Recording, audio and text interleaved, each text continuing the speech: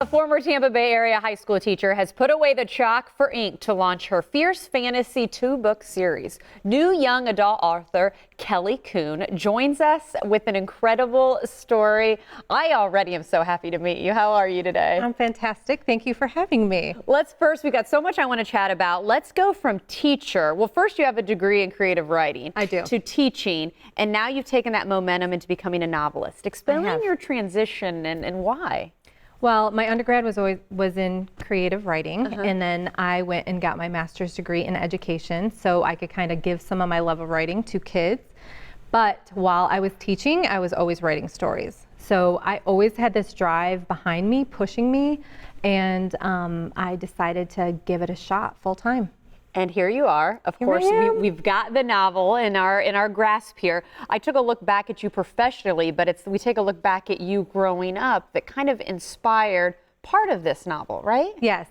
So the book features a 16-year-old protagonist who is living in this culturally kind of repressed environment, and she wants nothing more than to be the great healer like her father was. But in her society, women are not allowed to even be able to read. So it's kind of inspired by my religious background, where women were supposed to stay home and be their homemakers, which is something that I value, but it wasn't what was perfect for me. So I wanted to chase my dreams, and here I am doing that. And you said you had a mother too that was backing you up, which did help. My mom was whispering in my ear the entire time to chase my dreams, so she kind of bucked tradition in that way as well. And so here you are chasing your dream, which we were chatting before we got started. To have this be your first novel and the backing you've had, what kind of advice do you give to people out there that maybe want to tackle this as their dream, but it's overwhelming? Have a growth mindset. So I was stuck. This is my fourth novel that I've written.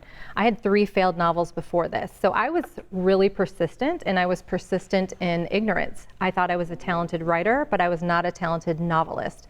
So I had to put all my educational resources into learning how to do that well. So be willing to learn and grow, and recognize that you might not be everything that you think you are. and the whole don't give up philosophy. Absolutely. As well. Yeah, it took me 10 years to get this book deal and 106 agent rejections.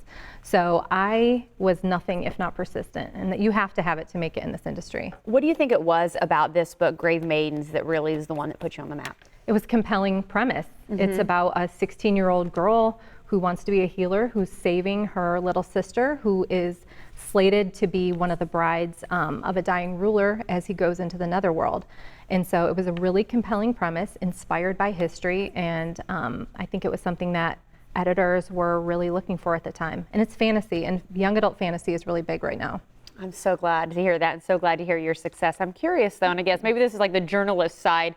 What is the difference between a novelist and a writer? What are some of the things that you've learned that, of course, you still have that education, I'm assuming, that still wanting to teach others? Yeah, writing a novel is completely different than just writing.